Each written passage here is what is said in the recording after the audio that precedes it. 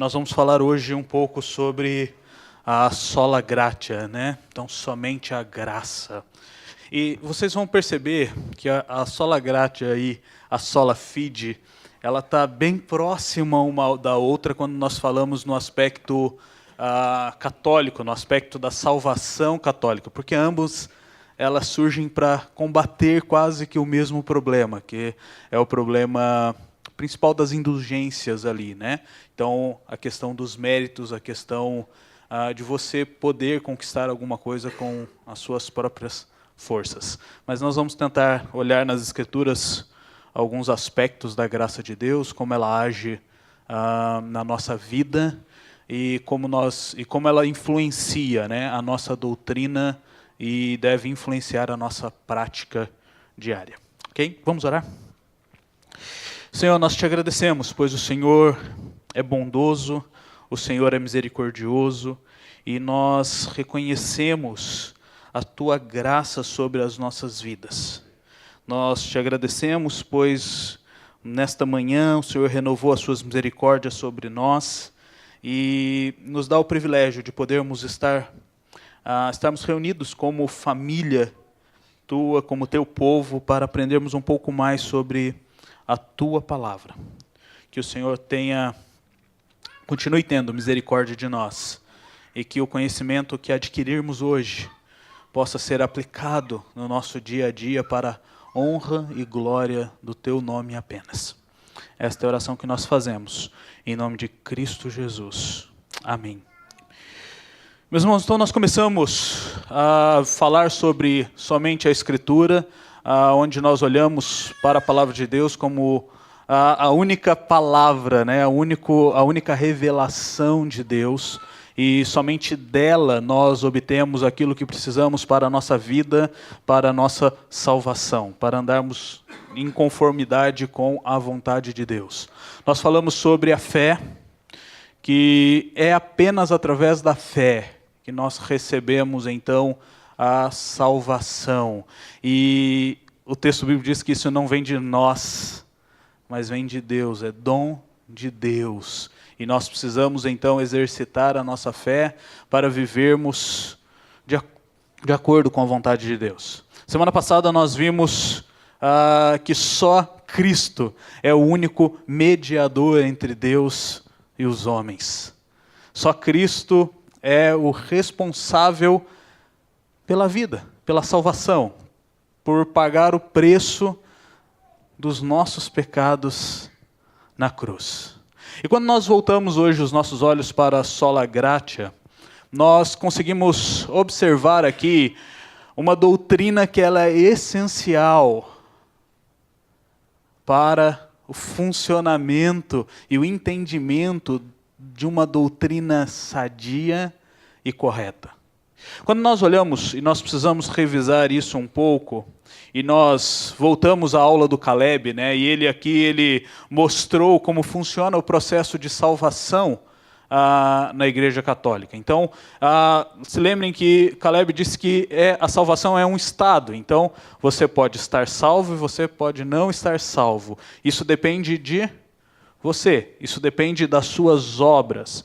E o aspecto da Igreja Católica, ela crê que a fé dá início do processo. A graça é um pré-requisito e Cristo participa do processo.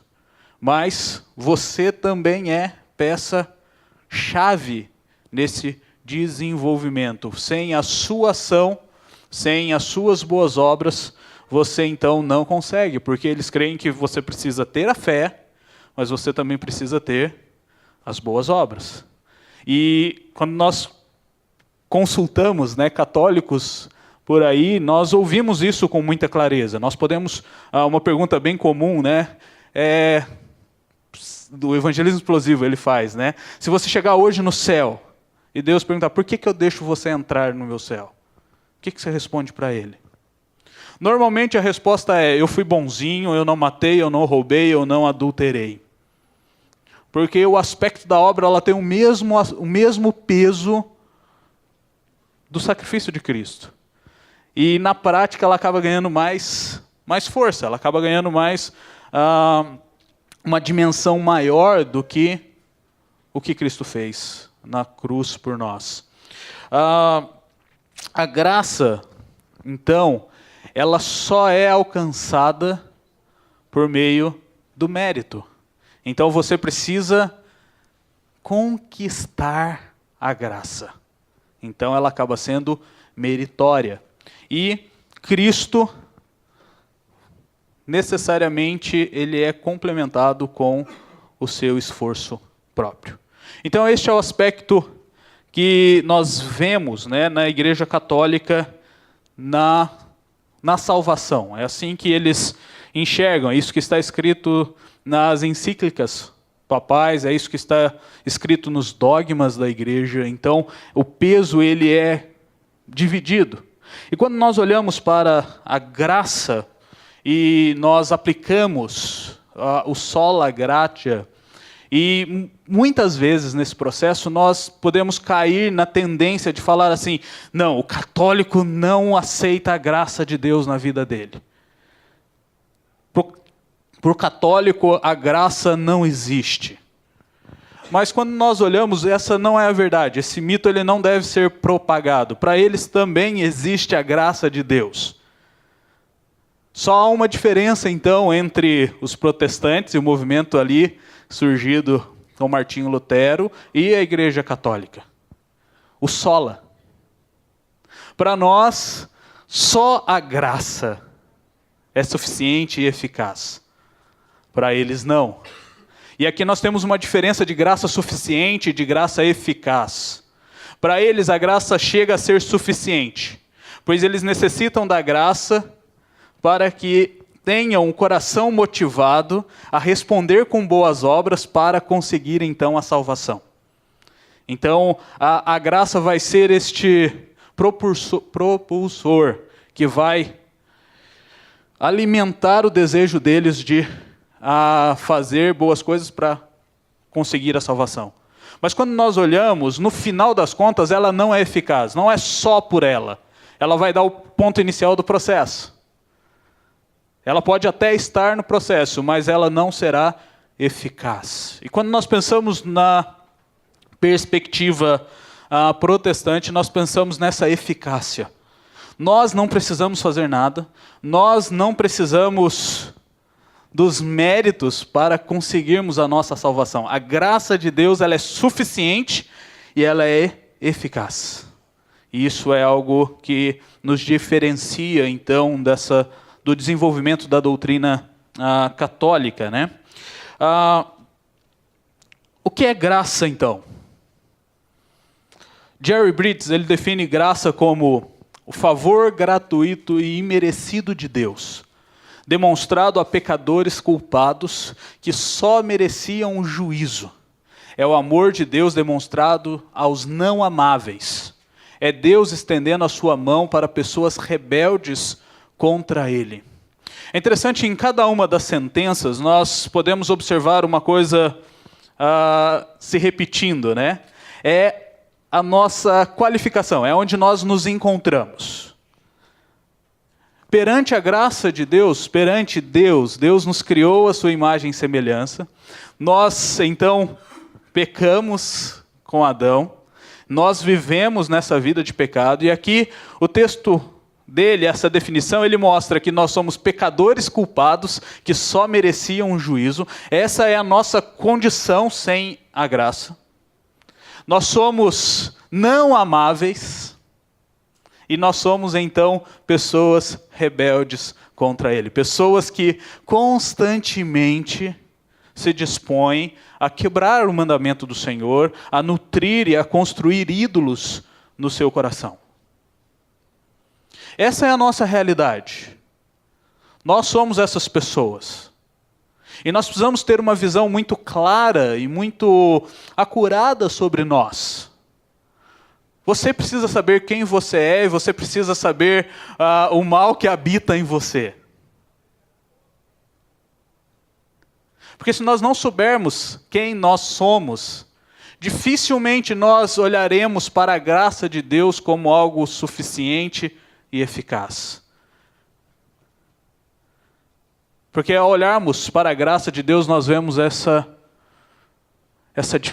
essa diferença, esse abismo que nos separa de Deus e que tem essa ponte chamada graça. Então, Deus é gracioso, nós não merecemos, porque nós mereceríamos o juízo, mas nós recebemos a vida.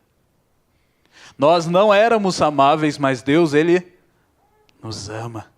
E nós vemos isso nas Escrituras se repetindo diversas vezes, o amor de Deus pelo seu povo. E quando nós observamos esse último aspecto, né? É Deus mesmo no meio da nossa rebeldia, mesmo durante a nossa vida pecaminosa, Ele estende a sua mão para nós. Nos tira da lama e nos dá vida, nos limpa, nos purifica. É isso que a graça de Deus faz com a nossa vida. É isso que é a graça de Deus. Então, sem a graça de Deus, sem entendermos a eficácia e a suficiência da graça de Deus, nós continuamos vivendo pecadores merecendo o inferno, nós continuamos vivendo como pessoas não amáveis e nós continuamos vivendo rebeldes contra Ele. O nosso coração se endurece e nós nos esquecemos de Deus. Então essa é a definição da graça. Em 1996, um grupo de homens se reuniu e vocês já viram essas declarações aqui feitas pelo Caleb e pelo Fernando semana passada. Nesta reunião eles formularam a declaração de Cambridge. E essa reunião culminou no entendimento que a igreja precisava restaurar esses 5 pontos, pois ela estava começando a se distanciar destes princípios bíblicos e dessas verdades que norteavam o protestantismo. E eles então, ao falar sobre a graça de Deus, eles dizem assim: a confiança desmerecida na capacidade humana é um produto da natureza humana decaída.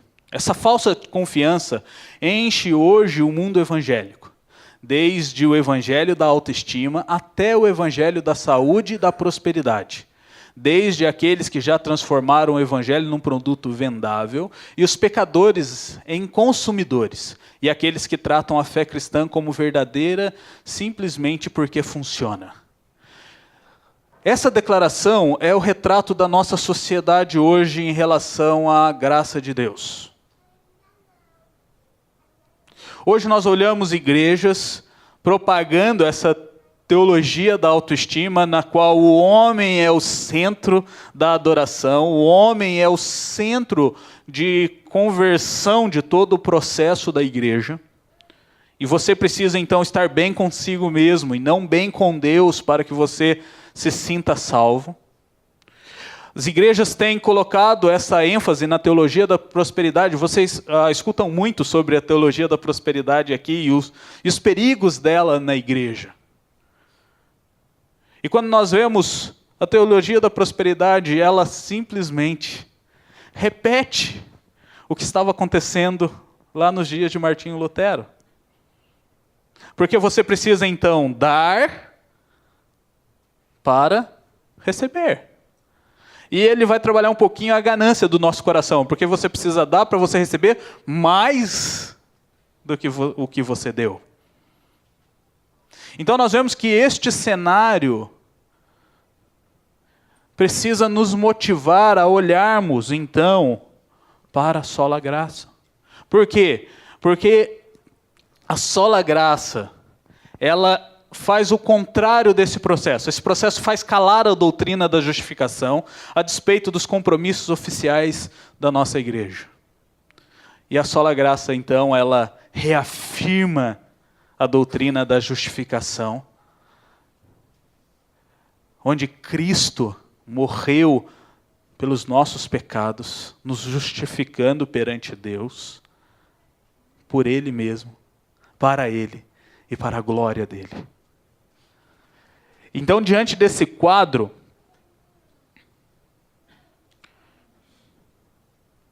nós vemos a afirmação deles que a graça de Deus em Cristo não só é necessária, como é a única causa eficaz da salvação.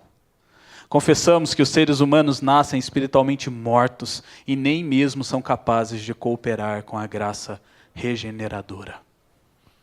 Única causa eficaz da salvação. E estes homens, então, formulam esta tese, essas duas teses, na verdade, sobre essa doutrina. Então eles dizem assim: reafirmamos que na salvação somos resgatados da ira de Deus unicamente pela sua graça. A obra sobrenatural do Espírito Santo é que nos leva a Cristo, soltando-nos de nossa servidão ao pecado e erguendo-nos da morte espiritual à vida espiritual. Negamos que a salvação seja em qualquer sentido obra humana. Os métodos, técnicas ou estratégias humanas por si só não podem realizar essa transformação. A fé não é produzida pela nossa natureza não regenerada. Então nós reafirmamos que é apenas por Cristo e apenas pela graça de Deus que nós somos salvos, e nós negamos que nós podemos fazer qualquer coisa para contribuir ativamente neste processo. Nós temos alguns textos bíblicos que falam sobre a graça de Deus, e eu quero me deter um pouquinho em dois deles agora, e depois nós veremos outros. Mas eu quero que vocês abram a palavra de Deus em Efésios, no capítulo 2, de 1 a 10. Este texto é um dos textos que sustenta esta doutrina da sola gratia, só a graça de Deus. Então nós lemos lá, Efésios capítulo 2, de 1 a 10. O texto nos diz assim: Ele vos deu vida, estando vós mortos nos vossos delitos e pecados, nos quais andastes outrora, segundo o curso deste mundo, segundo o príncipe da potestade do ar, do espírito que agora atua nos filhos da desobediência, entre os quais também todos nós andamos outrora, segundo as inclinações da nossa carne, fazendo a vontade da carne e dos pensamentos. E éramos, por natureza, filhos da ira, como também os demais. Mas Deus, sendo rico em misericórdia, por causa do grande amor com que nos amou, e estando nós mortos em nossos delitos, nos deu vida juntamente com Cristo. Pela graça sois salvos. E juntamente com Ele, nos ressuscitou e nos fez assentar nos lugares celestiais em Cristo Jesus, para mostrar nos séculos vindouros a suprema riqueza da sua graça, em bondade para conosco, em Cristo Jesus. Porque pela graça sois salvos, mediante a fé, e isso não vem de vós, é dom de Deus, não de obras, para que ninguém se glorie, pois somos feitura dele, criados em Cristo Jesus para boas obras, as quais Deus, de antemão, preparou para que andássemos nelas. A primeira coisa que esse texto nos mostra é essa diferença entre morto e vivo. E ele coloca a nossa condição como condições de defuntos. Nós estamos mortos. Não há vida. Pelo contrário, quando nós olhamos o que morreu, há o mau cheiro, há a podridão. E aqui, Paulo, ao falar aos Efésios, ele coloca justamente essa nossa condição. E ele deixa claro a diferença. Ele fala assim: olha, sem Deus, sem a graça de Deus, vocês continuam mortos. E aqui, este estado de estar morto, ele é representado logo depois como somos conhecidos como filhos da ira de Deus. E aqui, esta situação, este estado de defunto, ele é não somente carnal, não somente nesta terra. E aqui ele está falando de uma morte espiritual, ele está falando de uma morte que vai além dos 80, 90 anos que nós possamos chegar. E ele quer deixar bem claro que sem a graça de Deus nós estamos nessa condição eterna. E ele vai mostrar que não temos condições por nós mesmos de sairmos dessa condição. E aqui o exemplo ele é muito bom. Quantos de vocês já viram um morto conseguir recuperar a sua vida? Nunca, né? Nem o Pedro, com toda a sua experiência, viu alguém. Não é possível. Quando a pessoa está ali, nos seus últimos momentos de vida, ela consegue fazer alguma coisa internamente para recuperar a sua vida. Normalmente as pessoas vêm por fora e começam a fazer massagem cardíaca, começam a fazer respiração boca a boca, dão lá aquele choquinho, né? Mas nós não temos essa condição. O texto que está no nosso livrinho, o texto de Isaías 64:6, né? Nos diz assim: todos nós somos como o imundo, e todas as nossas justiças como trapo de imundícia. Todos nós murchamos como a folha, e as nossas iniquidades como um vento nos arrebatam. E aqui nós vemos essa diferença, porque com Deus, com a graça de Deus, nós saímos dessa condição de filhos da ira, saímos dessa condição de mortos e passamos para uma condição de vida. E é interessante quando Paulo então mostra que foi por meio do que Cristo fez por nós, que nós recebemos então a vida eterna. E aqui nós vemos a obra de Deus, que resulta nessa união com Cristo. E nós nos tornamos então um com Cristo, por meio da sua morte na cruz e por meio da sua ressurreição. E depois de mostrar a obra de Deus, ali no versos 5 e 6, falando que Deus nos deu vida juntamente com Cristo, o apóstolo Paulo então suspira e declara: pela graça sois salvos. Esta é a primeira declaração aqui no verso 5. E quando nós continuamos a leitura do texto, nós vemos esta motivação de Deus para ser gracioso, e a motivação dele é o amor por nós, pessoas não amáveis. Num casamento, nós precisamos conquistar o amor um do outro, e nós vamos fazendo isto na nossa caminhada dia a dia. Mas com Deus não funciona assim. Nós não precisamos conquistar o amor de Deus. Ele nos ama, e a motivação dele para nos salvar foi o seu amor e a sua misericórdia, pois nós estávamos mortos. E ele teve então compaixão de nós e nos deu vida.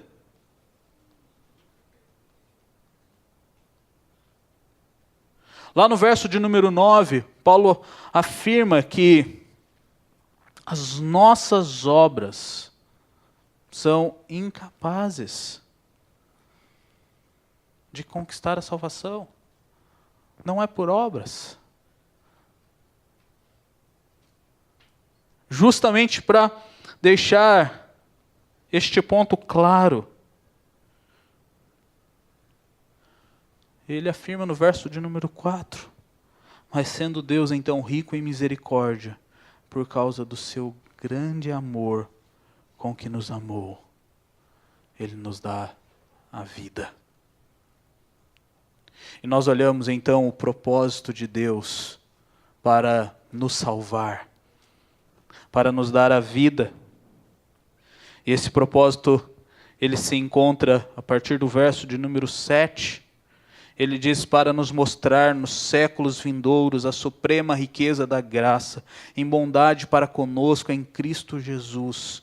E ele afirma mais uma vez: pela graça sois salvos, mediante a fé. Isso não vem de vós, é dom de Deus, para que ninguém se glorie, pois somos feitura dele, criados em Cristo Jesus para boas obras, as quais Deus de antemão preparou para que andássemos nela. A graça de Deus que nos salva tem o propósito de nos levar cativos a Ele, a termos vidas submissas a Deus. Nós somos livres do pecado por causa da união que nós recebemos com Cristo Jesus. E Deus nos amou e foi gracioso para conosco, para que nós pudéssemos então não nos vangloriarmos daquilo que fazemos, mas olharmos para Ele com humildade e dizermos: obrigado, Senhor, porque eu era este pecador que merecia a sua ira, eu era este não amável, eu era este rebelde, mas pela sua graça, eu consigo então caminhar segundo o teu propósito. E aqui nós olhamos essa diferença então, né? A graça não vem depois das boas obras.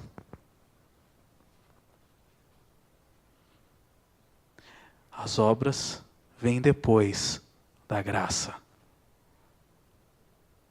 Porque a graça de Deus, a ação de Deus em nossas vidas, tem o propósito de nos motivar a fazermos as boas obras em Cristo Jesus. Boas obras essas que já estavam de antemão preparadas para que nós andássemos nelas. E outro texto que nos fala um pouco sobre essa graça de Deus é Tito, no capítulo 2. Nos versos 11 até o verso 14.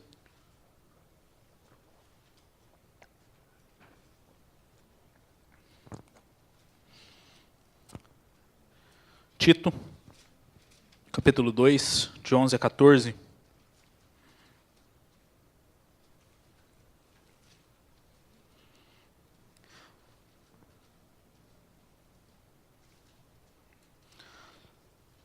O texto nos diz assim: porque a graça de Deus se manifestou salvadora a todos os homens, educando-nos para que, renegadas a impiedade e as paixões mundanas, vivamos no presente século sensata, justa e piedosamente, aguardando a bendita esperança e a manifestação da glória do nosso grande Deus e Salvador Cristo Jesus, o qual a si mesmo se deu por nós, a fim de remir-nos de toda a iniquidade e purificar para si mesmo um povo exclusivamente seu, zeloso de boas obras. A graça de Deus revela, então, o Salvador. A graça de Deus, ela não vai ser impulsionada pelo que você fizer, porque ela já se manifestou salvadora. E quando nós olhamos, nós vemos que Cristo é o nosso Salvador, Ele é a graça de Deus encarnada, que se manifestou a nós, para que nós pudéssemos então vivermos.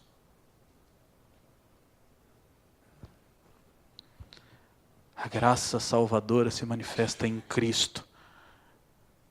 E o texto então ele continua dizendo que essa graça, ela nos ensina e ela nos capacita. Primeiro ela nos ensina, ela nos educa para que nós reneguemos a impiedade e as paixões mundanas e vivamos no presente século sensata, justa e piedosamente. Ao olharmos para a graça de Deus e olharmos para só a graça de Deus, nós precisamos aprender a maneira que nós devemos viver. E é a graça de Deus que nos ensina isso. É a graça de Deus que nos mostra o que é estarmos mortos e o que é agora estarmos vivos. E ela trabalha esta mudança de vida em nós. E é a graça de Deus que nos capacita a esperarmos então a manifestação da glória de Deus. Nós já vimos e já recebemos a manifestação da graça de Deus. E agora nós esperamos então a manifestação da glória, que é o mesmo que se manifestou na graça. A graça de Deus nos capacita para vivermos aguardando a volta de Cristo Jesus. E nós nutrimos a nossa vida e nós caminhamos aguardando a volta de Cristo através do ensino que a graça nos faz. Porque nós fomos então salvos para que pudéssemos então fazer boas obras em Cristo Jesus, para a glória de Deus. Para que em momento nenhum nos gloriemos, achando que somos nós os responsáveis e aqueles que são os capacitados para realizar todas essas obras. E nós vemos o agir da graça de Deus no decorrer das Escrituras, e nós vemos ela agindo em diversos momentos e de maneiras diferentes. Nós vemos a graça de Deus, que é pela graça de Deus que nós somos chamados como filhos dele. Gálatas 1,15 nos diz assim: quando, porém, ao que me separou antes de nascer e me chamou pela sua graça. É a graça de Deus que nos regenera. Tito, capítulo 3, verso 5, ele diz assim: não por obras de justiças praticadas por nós, mas segundo a sua misericórdia, ele nos salvou mediante o lavar regenerador e renovador do Espírito Santo. A motivação de Deus para mandar o seu Filho foi o seu amor e a sua misericórdia, para que nós então fôssemos regenerados. É a graça de Deus que nos justifica. Romanos 3:24 diz assim: sendo justificados gratuitamente por sua graça, mediante a redenção que há em Cristo Jesus. E aqui nós vemos duas coisas em Romanos. Primeiro, não é pelo que nós podemos pagar ou fazer, porque Paulo deixa claro que foi gratuito. E ele mostra então que esse ato de justificar foi resultado desta misericórdia de Deus. Foi por causa então da sua graça, mediante ao que Cristo fez na cruz por nós. Então a graça de Deus, ela nos santifica.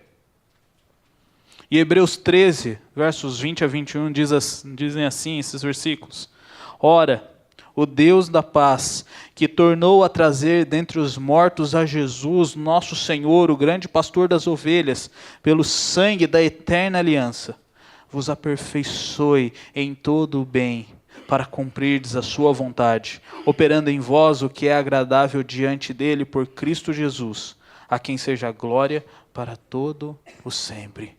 A graça de Deus, na obra de Cristo Jesus, nos capacita para vivermos este processo de santificação, este aperfeiçoamento, que iremos trabalhar nele até a volta de Cristo.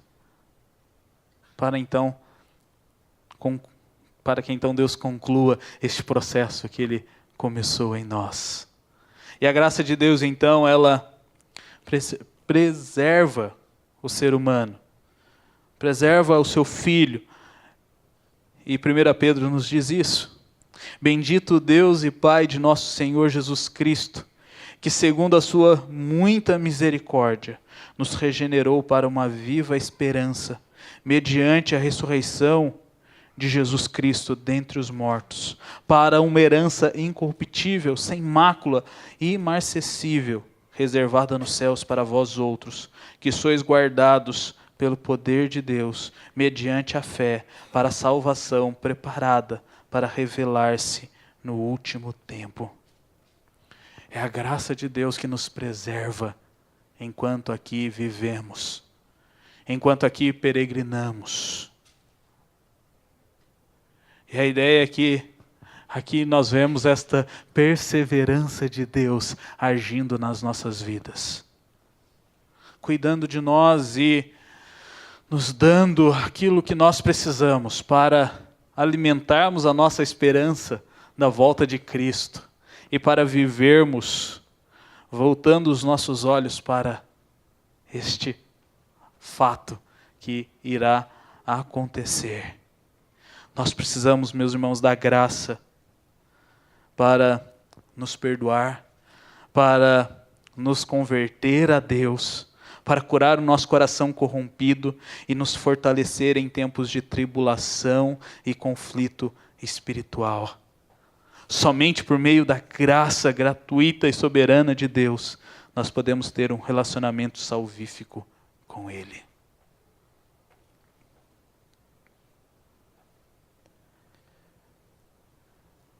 A graça, ela influencia a nossa doutrina e a nossa vida nestas maneiras.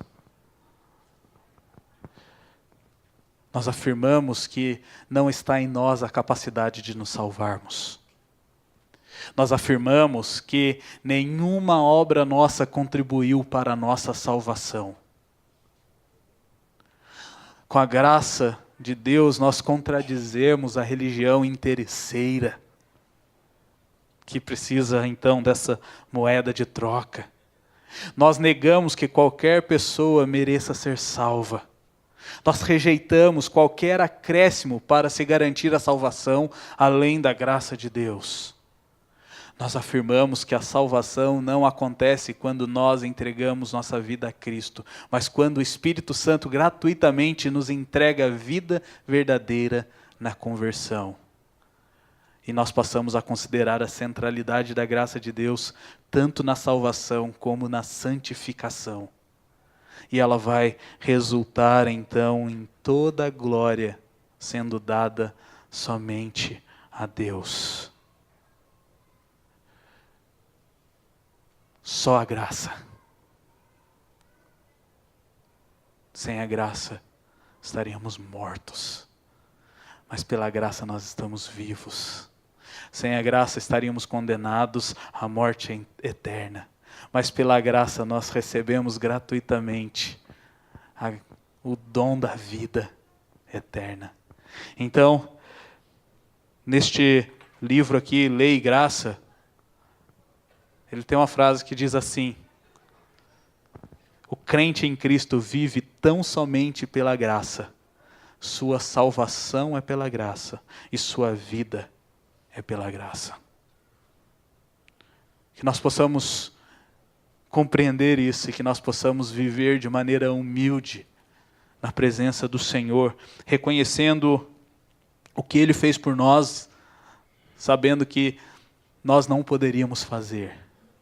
Que nós matemos todo o espírito orgulhoso e alimentemos a humildade, a submissão e voltemos os nossos olhos unicamente para Cristo Jesus. Amém? Vamos orar? Senhor, nós te agradecemos pela tua graça maravilhosa, que salvou pecadores como nós. Nós te agradecemos, pois nós não poderíamos fazer nada para sairmos desta lama, desta imundícia, mas o Senhor foi gracioso. O Senhor foi misericordioso. O Senhor nos amou mesmo sem merecermos, e nós te louvamos e engrandecemos o teu nome por isso. E nós pedimos, Senhor, nos ajude a caminharmos pela graça, a vivermos unicamente por ela, sabendo que nós iremos agradar o Senhor e fazermos a tua vontade. Tenha misericórdia da vida do teu povo. Essa é a oração que nós fazemos em nome de Cristo Jesus. Amém.